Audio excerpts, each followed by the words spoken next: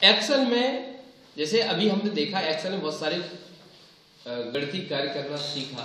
अब एक simple for example जैसे हम मार्कशीट कैसे बनाते हैं, तो मार्कशीट बनाने के लिए मार्कशीट का फॉर्मेट अलग अलग होता है, लेकिन हमें टोटल लगाना, परसेंटेज निकालना, डिवीजन निकालना और रिजल्ट का कैलकुलेशन कैसे करते हैं, क्योंकि मैनुअली करते हैं तो उसमें त्रुटि होने की संभावना बहुत ज्यादा बढ़ जाती है। कभी हम 59 को 60 कर देते हैं, कभी 59 को हम फर्स्ट डिवीजन कर देते हैं, फिर बाद में दिक्कत आती है, फिर हम एडिट करते हैं, काटापीटी ज्यादा होती है। तो उस कार्य को हम शॉर्टकट तरीके से कैसे करें और सरल माध्यम क्या है, तो ऐसा करने के लिए हम क्या करते हैं, एक फॉर्मेट ही बना लेते हैं। जैसे मान लो मार्कशीट जो बनती है, पहले हम रिकॉर्ड को फीड करते हैं, रजिस्टर बनाते हो, उसमें आप रिजल्ट भरते हैं, फिर मार्कशीट अलग बनाते हो। पहले हम रजिस्टर तैयार करते हैं, तो उसमें क्या होगा, रोल नंबर होगा, हो सकता है नेम भी हो सकता है क्लास भी हो, ठीक है। फिर आपका सब्जेक्ट हो सकता है, क्या हो सकता है, सब्जेक्ट हो सकता है, हाँ। फिर आप सब्जेक्ट जो भी हो उनको आप टाइप कर दें। मान लो हम 4 सब्जेक्ट का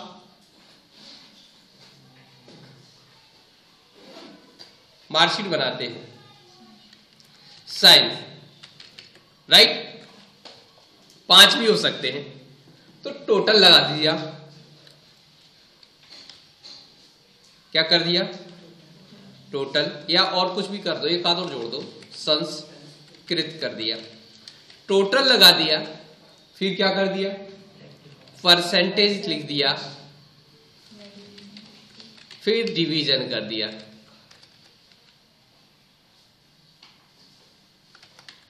डिवीजन, राइट। तो ये हमने इतने सारे कॉलम तैयार कर लिए। अब इतना करने के बाद आप डेटा भरना चालू करते हैं, क्योंकि रोल नंबर आप ही को भरना है, नाम आपको ही भरना है, क्लास भी आपको ही भरना है, आप मार्क्स भी आप ही भरेंगे। हमने सबके 45 सब आउट ऑफ 100 में से है।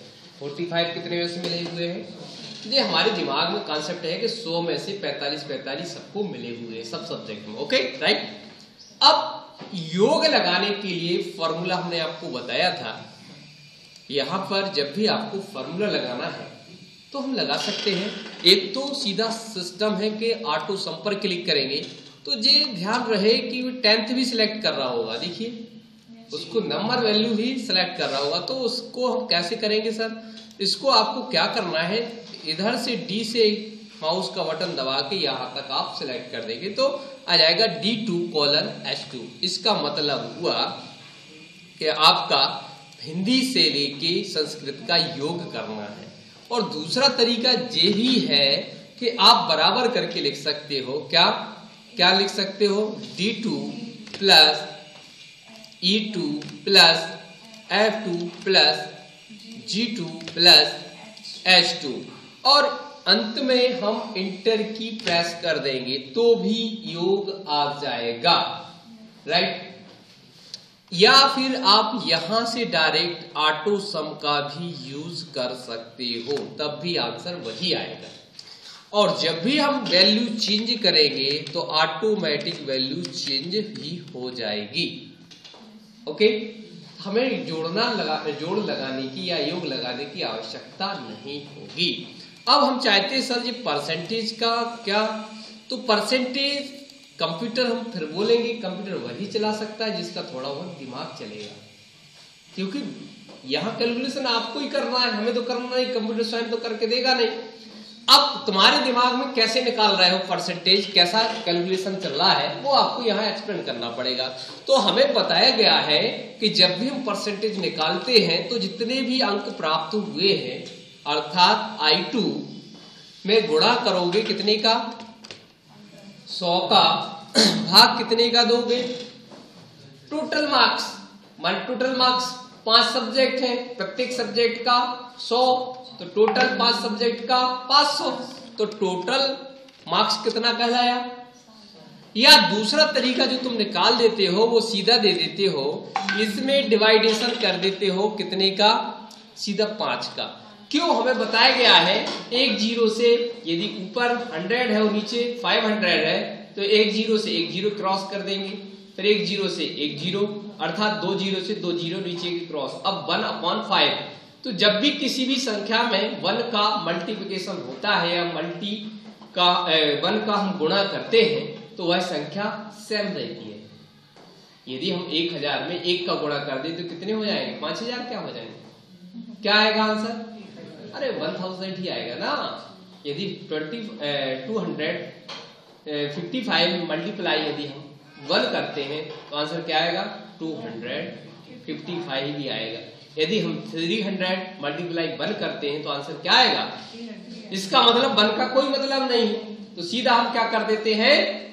300 डिवाइड बाय 5, राइट। तो इस तरीके से हमारा आंसर आ गया, 60 आ गया। अब डिवीजन की बारी आती है। डिवीजन क्या है, डिवीजन कैसे कैलकुलेट करेंगे? इसके लिए हमें एक कंडीशन लगाना पड़ती है। वो कंडीशन क्या है? इफ से स्टार्ट होती है। यदि, इफ माने यदि एक फंक्शन है जो इफ, तो यहां से हम स्टार्ट करेंगे। इफ यदि, हिंदी में अपन बात करें, यदि J2 का मान अर्थात परसेंटेज 60 जहां लिखा है, तो J2 का मान कितने से ज्यादा है? यदि 60 के बराबर है, या ऐसा लिख सकते हो ग्रेटर देन इक्वल 60। तो इसका तात्पर्य हुआ यदि J2 का मान बड़ा है, बराबर है 60 के बराबर है या 60 से ज्यादा है, तो आपको क्या मिलना चाहिए? 1 मिलना चाहिए। एंटर कर दो। यदि तुमने गलती से 61 कर दिया तब भी कोई, सॉरी यहां से थोड़ी होगा 61, यहां से होगा। यदि हमने यहां से 65 कर दिया तो 61% आ गया ना, क्योंकि हमने बताया 60 से ऊपर है तो 1 आना चाहिए। यस, यदि वहां 59 कर दिया तो यहां फॉल्स वैल्यू हो गई। क्या हो गई? तो अब फॉल्स वैल्यू जब हो गई है तो इस काम ब्रैकेट के बाद हम फिर कामा लगाएंगे, तो यहां दिख रहा है आप फॉल्स वैल्यू में क्या देना चाहते हैं। हम बोलते हैं रुको, ये फिर से एक और फिल्टर लगा दिया। क्या कर दिया? J2 का मान क्या है? J2 का मान क्या है? J2 का मान क्या है? बड़ा है, बराबर है किसके? 45। अब 60 हो गया था तो क्या आना चाहिए? 2 आना चाहिए। अब देखिए 2 आ गया, लेकिन जब 2 आ गया तो आपने फिर क्या किया? फिर वैल्यू चेंज कर दी। आपने 45 कर दिया, सेकेंड आ गया, लेकिन यहां 44 कर दिया, तो वहां पर क्या आ गया? फॉल्स आ गया। क्या आ गया? आ गया ना। तो जे फॉल्स क्यों आ रहा है? अब हमें चाहिए थर्ड आना चाहिए था यहां पर, तो हमने फिर क्या किया? यहां पर आए, फिर से हमने कामा लगाया। क्या लगाया? ब्रैकेट खत्म करके फिर से कामा लगाया, फिर लगाया AFO, ब्रैकेट चालू, बोला J2 का मान बड़ा है, बराबर है किसके? 33 के।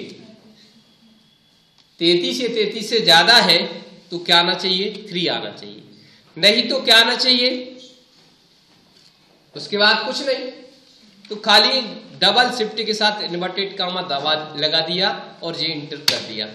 तो इस तरीके से आपका मान क्या आ गया? तो इसका मतलब है आप कंप्लीट, आपकी मार्कशीट तैयार हो गई। आप बढ़िया कैलकुलेशन कर सकते हैं। देखिए, आप जब भी आप इसको पकड़ के चाहो तो ड्रैग एंड ड्रॉप कर सकते हो, आगे और फॉरवर्ड करना है। एंड यहां से माउस का बटन दबाया, आगे की ओर बढ़ाया, छोड़ दिया। अब यहां पर ये काला धन बना, कॉर्नर पे जाके और नीचे की ओर खींच के छोड़ देना। अब क्या होगा सर, जैसे यदि हम 60 करते हैं तो वहां पर ऑटोमेटिक योग आ जाएगा और डिवीजन थर्ड आ जाए, फर्स्ट आ जाएगी। यदि हमने 33 कर दिया सर तो ऑटोमेटिकली वहां पर थर्ड डिवीजन। यदि गलती से 32 कर दिया तो वहां से गायब हो जाएगा।